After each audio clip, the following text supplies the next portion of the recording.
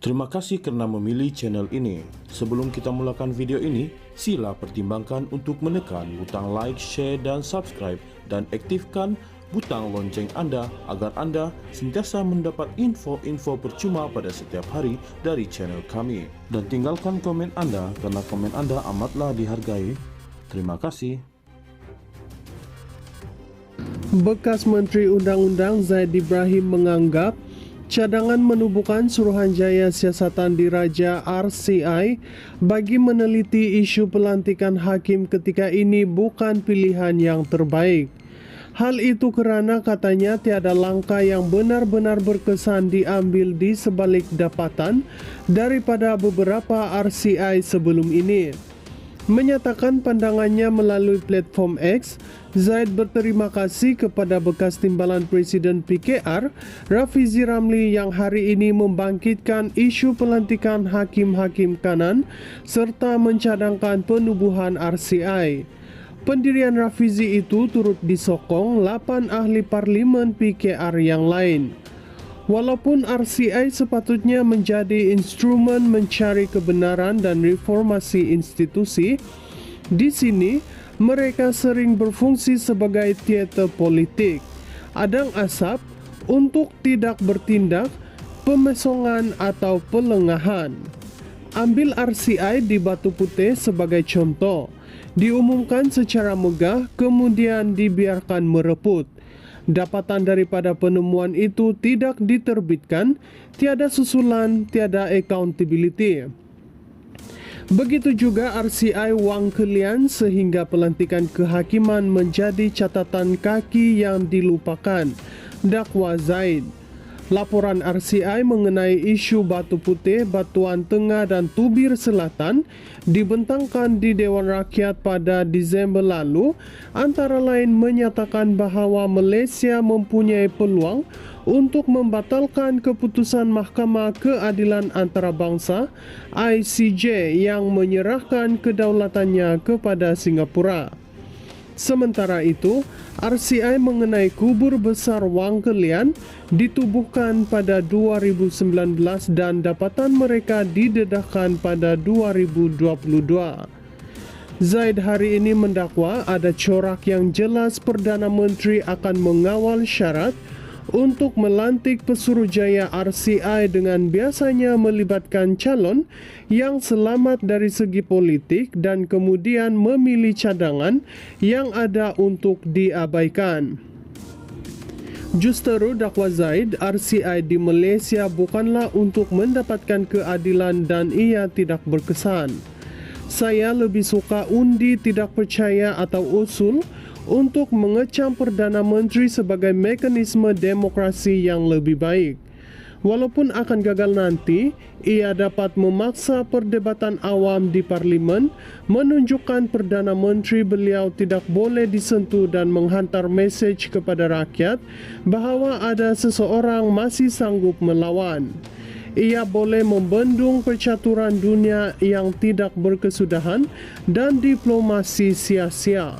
Tak ada apa-apa yang dapat membuatkan seseorang Perdana Menteri benar-benar mengambil serius tentang hal ehwal dalam negara selain berdepan kemungkinan hilang jawatan, katanya.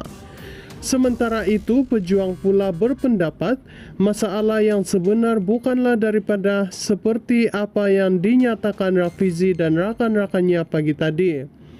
Ketua Penerangan Pejuang Rafiq Rashid Ali berkata, secara peribadi dia menghargai langkah yang dibuat oleh 9 ahli parlimen PKR berkenaan. Tetapi mereka perlu faham satu perkara, Anwar adalah punca masalah, katanya. Justeru, menurut Rafiq, tidak ada pilihan lain untuk menyelamatkan negara ketika ini kecuali Anwar meletakkan jawatan. Bekas Menteri Undang-Undang Zaid Ibrahim menganggap cadangan menubuhkan Suruhanjaya Siasatan Diraja RCI bagi meneliti isu pelantikan hakim ketika ini bukan pilihan yang terbaik. Hal itu kerana katanya tiada langkah yang benar-benar berkesan diambil di sebalik dapatan daripada beberapa RCI sebelum ini.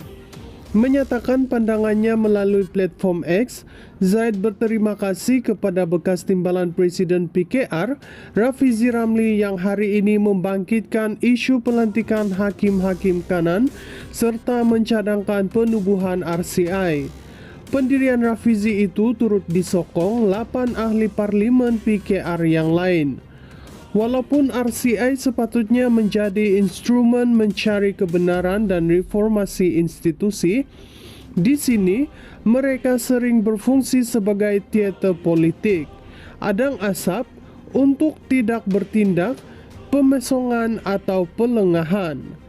Ambil RCI di Batu Putih sebagai contoh, diumumkan secara megah kemudian dibiarkan mereput. Dapatan daripada penemuan itu tidak diterbitkan, tiada susulan, tiada accountability. Begitu juga RCI Wang Kelian sehingga pelantikan kehakiman menjadi catatan kaki yang dilupakan, dakwa Zaid. Laporan RCI mengenai isu Batu Putih, Batuan Tengah dan Tubir Selatan dibentangkan di Dewan Rakyat pada Disember lalu, antara lain menyatakan bahawa Malaysia mempunyai peluang untuk membatalkan keputusan Mahkamah Keadilan Antarabangsa ICJ yang menyerahkan kedaulatannya kepada Singapura. Sementara itu, RCI mengenai kubur besar Wang Kelian ditubuhkan pada 2019 dan dapatan mereka didedahkan pada 2022. Zaid hari ini mendakwa ada corak yang jelas Perdana Menteri akan mengawal syarat untuk melantik Pesuruhjaya RCI dengan biasanya melibatkan calon yang selamat dari segi politik dan kemudian memilih cadangan yang ada untuk diabaikan. Justeru dakwa Zaid, RCI di Malaysia bukanlah untuk mendapatkan keadilan dan ia tidak berkesan. Saya lebih suka undi tidak percaya atau usul untuk mengecam Perdana Menteri sebagai mekanisme demokrasi yang lebih baik. Walaupun akan gagal nanti, ia dapat memaksa perdebatan awam di parlimen, menunjukkan Perdana Menteri beliau tidak boleh disentuh dan menghantar mesej kepada rakyat bahawa ada seseorang masih sanggup melawan. Ia boleh membendung percaturan dunia yang tidak berkesudahan dan diplomasi sia-sia. Tak ada apa-apa yang dapat membuatkan seseorang Perdana Menteri benar-benar mengambil serius tentang hal ehwal dalam negara selain berdepan kemungkinan hilang jawatan, katanya. Sementara itu, pejuang pula berpendapat masalah yang sebenar bukanlah daripada seperti apa yang dinyatakan Rafizi dan rakan-rakannya pagi tadi.